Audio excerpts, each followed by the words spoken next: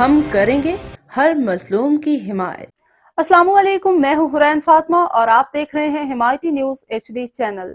نظر ڈالتے ہیں آج کی اہم خبروں پر۔ PCB کے چیئرمین محسن نقوی نے T20 ورلڈ کپ میں بھارت کے ہاتھوں شکست کے بعد ٹیم میں بڑی تبدیلیوں کا عندیہ دے دیا۔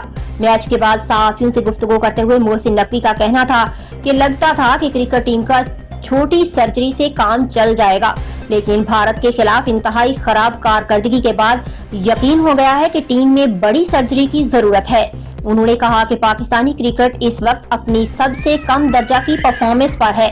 ہمارا سب سے بڑا چیلنج ٹیم کی کارکردگی کو بہتر بنانا ہے۔ محسن نقوی نے عندیہ دیا کہ قومی کرکٹ ٹیم میں جلد بڑی سرجری ہوتے ہوئے دیکھے گی۔ ہم نے چیمپئنز ٹرافی کے لیے ٹیم تیار کرنی ہے اور وقت آ گیا کہ باہر بیٹھے نئے ٹیلنٹ کو بھی موقع دیا جائے۔